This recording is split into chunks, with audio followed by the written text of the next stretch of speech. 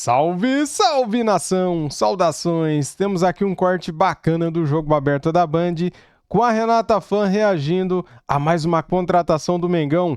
Carrascal foi apresentado ontem e vocês vão ver agora o que ela falou desse jogador. Ele será reserva ou ele irá jogar junto com a Arrascaeta no nosso Mengão? Galera, os dois podem jogar juntos. Cara, lugar de bom jogador é dentro do campo, né? Então, se ele é bom, ele pode sim jogar junto com a Arrascaeta. Vamos aqui para esse corte. Deixa o like, se inscreva, seja bem-vindo e ative o sininho. Quero dar os créditos para a Band, canal Jogo Aberto. Link na descrição como créditos. E vamos ver agora o que a Renata falou de Carrascal, novo reforço do Mengão. Vamos lá. Para o Flamengo, o time aproveitou para outra vez anunciar um reforço. Carrascal, jogador que, olha, é bem cotado, bem avaliado. Mais uma ferramenta, uma opção para o Felipe Luiz. Chega, Flamengo. Chega nada, opa, vai vir mais, hein? O Boto falou que vai chegar mais jogador. Semana que vem ele vai apresentar mais um jogador. Vamos lá, Renata. Para. Ihu! Esse foi o tempo que demorou para Jorge Carrascal ser anunciado pelo Flamengo. O jogador entrou no radar do Fla antes da Copa do Mundo de Clubes e só assinou com o time carioca no último sábado. Foi um momento de emoção, mas também de muito estresse por causa da dificuldade da minha chegada. Eu estava na seleção e me deram a notícia do interesse. Eu disse sim sem pensar. Disse que estava disponível para vir ao Flamengo. Foi algo que me fez vibrar. Foi demorado, mas sempre fui positivo. Pero ese tiempo siempre fui positivo. No Rio, desde semana passada, Carrascal viu a negociação com o rubro-negro atrasar ainda mais por conta de problemas na documentação enviada pelo Dínamo de Moscou. Ele não foi inscrito a tempo para as oitavas de final da Copa do Brasil. Assim, a estreia do colombiano pode acontecer contra o Mirassol no próximo sábado no Maracanã, pelo Campeonato Brasileiro. Já tenho quase uma semana aqui no Rio. Sinto uma conexão diferente com os companheiros, com a comissão técnica e com todos no clube. Estou muito feliz e quero demonstrar que vim apoiar a equipe, que estou aqui e que podem contar comigo. Com contrato válido por 4 temporadas, o meia colombiano de 27 anos chega ao Flamengo como uma opção para revezar com a Arrascaeta no meio-campo. Apesar disso, ele se colocou à disposição do técnico Felipe Luiz e disse que a ideia é somar no time. Arrascaeta é um jogador diferente, é um grande jogador também. Há muitos anos sabemos quem é e suas condições.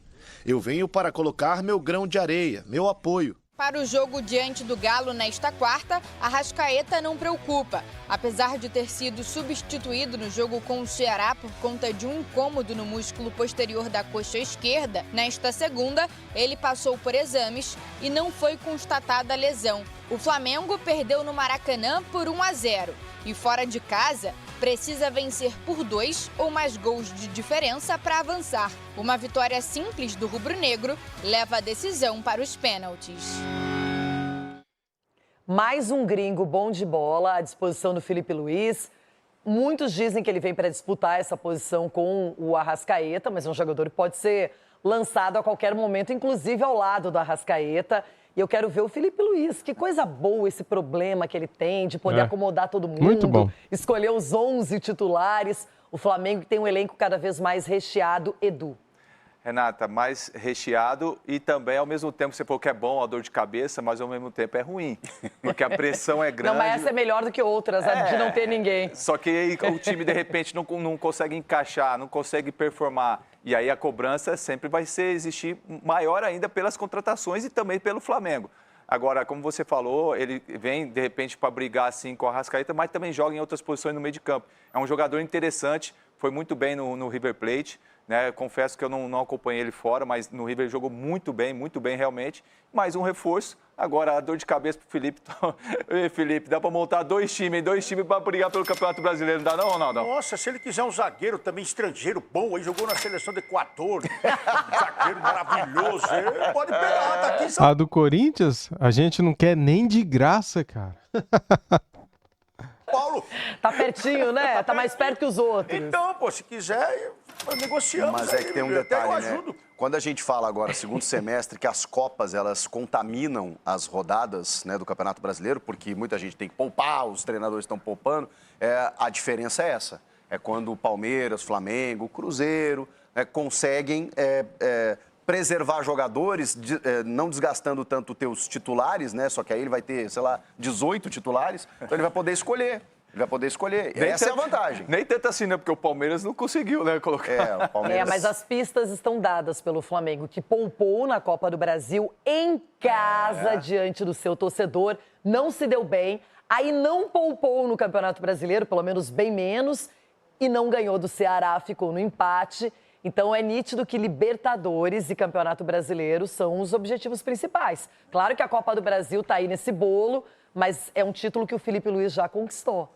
Mas aí agora eu acho que ele vai apertar o play nesse jogo contra o Galo, né? Veremos, Vai. Vai ser veremos. tão simples assim, não. Falando em contratação, quem não perdeu tempo liberou o Mike para o Santos. Galera, temos aqui também um corte da ESPN Brasil. Olha só o Arrascaeta, cara. Depois de 18 rodadas do Brasileirão, ele é o melhor jogador, cara. Em 15 jogos, a média dele é de 7,02. Vamos aqui para esse vídeo? Vamos lá. Bem próximo, né? Especialmente ali entre os dois primeiros. Ricardo Spinelli está aqui conosco, ele que controla, que administra, que equilibra os dados do Data ESPN e também, claro, a opinião dos nossos comentaristas, aqueles que dão as notas para os jogadores e para os times, certo, Ricardinho? É isso aí, Então, Bruno. se o campeonato acabasse hoje, o Arrascaeta... dá para falar que o Arrascaeta é o melhor do primeiro turno, que está para acabar, né? A princípio, ainda não sim. dá pra Tem falar, a próxima rodada, 0,09 ponto a média. É muito fácil de ser, de ser ultrapassado, né, por 0,09. Isso em um jogo, o Caio Jorge fazendo um bom jogo, o Arrascaeta fazendo um jogo mais abaixo.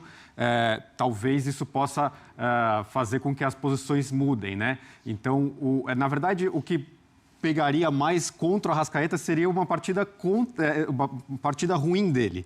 Né? O Caio Jorge fazer uma boa partida não significa que ele passa o Arrascaeta. Acho que é mais fácil o Arrascaeta sair da liderança se ele fizer uma partida ruim, porque isso joga a média dele para baixo. Né? Mas acho que, assim, essa diferença que a Mária sempre brinca, que é um cabelinho, 0,09, o que mais faz com que o Arrascaeta esteja à frente do Caio Jorge é a quantidade de jogos.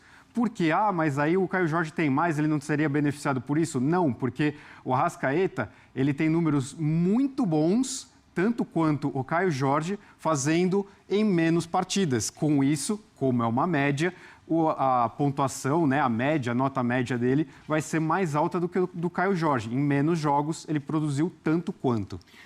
O que vocês acham desse top 5 aqui? Me chamou a atenção o Alan Patrick, né? O Alan Patrick tá de resquício, né? Queimando a gordura ainda do que foi uma vaga lembrança do Internacional, né, Jailson? Sim, concordo contigo, porque o Alan Patrick teve o início ali, assim como o Internacional, muito bom, mas depois caiu de produção. Ele sendo esse regente, o maestro... Até a coluna ali de 12 jogos, né? Não necessariamente 17, 15, 16 jogos, né? É legal ter o Walter, né? Porque o Mirassol faz uma boa campanha. A campanha do Mirassol é entre os primeiros não tem aqui ninguém do Palmeiras e do Bahia. Sim. Entre as melhores equipes. Mas é quase que o Matheus Pereira, desculpa, Ricardinho, buscando, né? Verdade. Por exemplo, o Alan Patrick.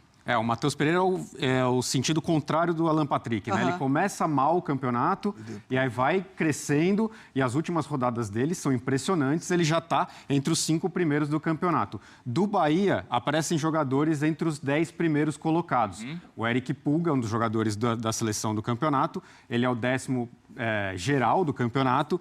O Léo Ortiz, eu acho legal a gente comentar porque é um zagueiro, né? E ele está muito próximo dos 2 primeiros colocados. Léo Ortiz é o craque, né, velho? É o 10 da zaga, né? Então, por isso que ele tá aí. O cara tem um bom passe, né? Ele erra pouco, né? Tem muitos méritos e merece estar aí em 6º lugar. 0,30 atrás do Caio Jorge, né?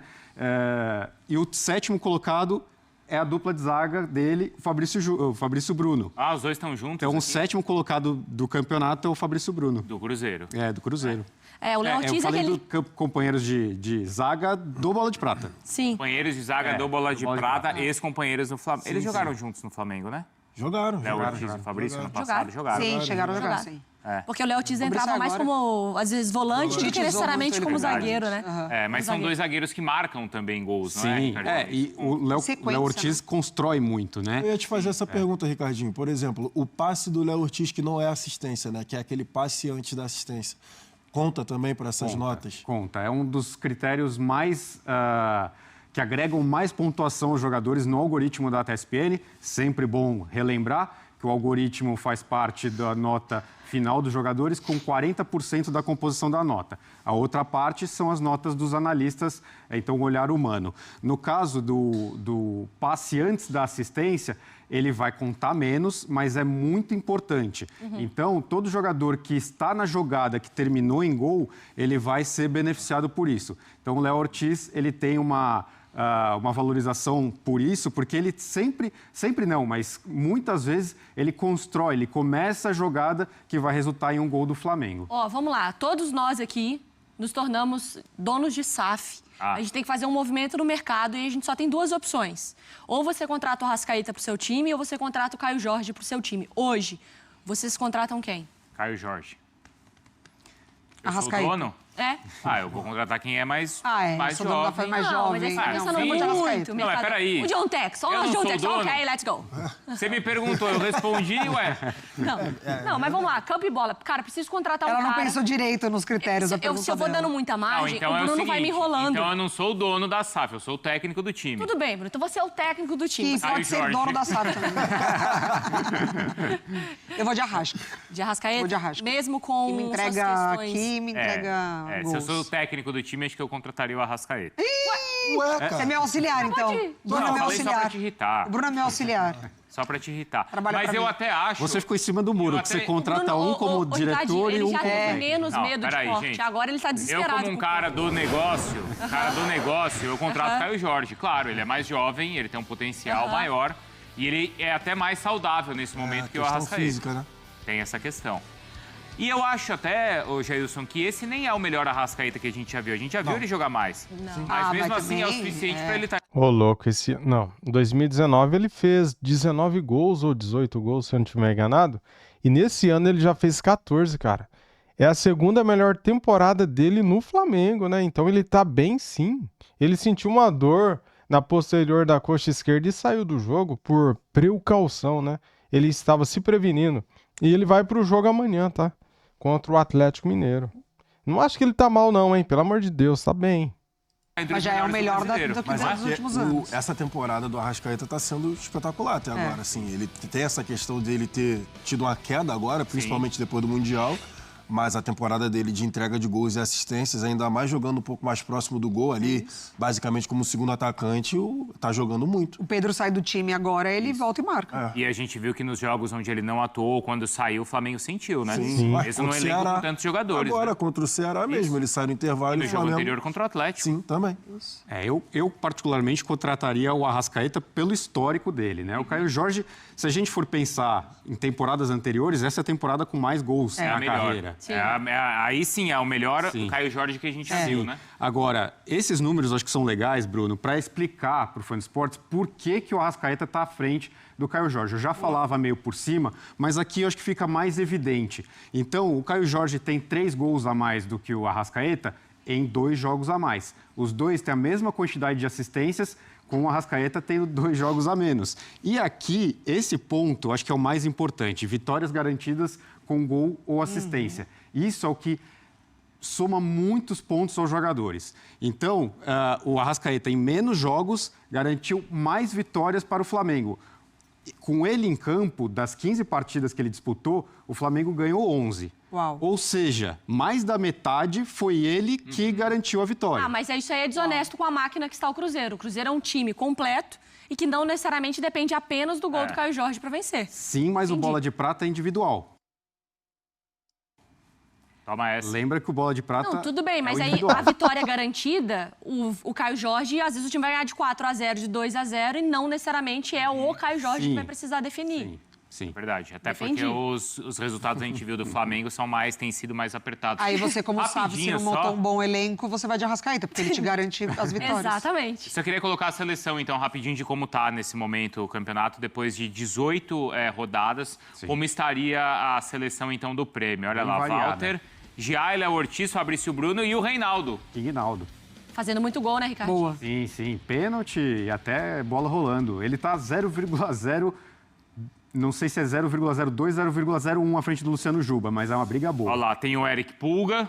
E o que mais chamou a minha atenção é o Crespo, que já aparece como o melhor técnico. Primeira vez que ele completa o mínimo de jogos, suficiente para estar elegível ao prêmio. Lembrando que para os jogadores o mínimo é de 50% das rodadas, para os técnicos não, porque como os técnicos a gente tem a dança das cadeiras...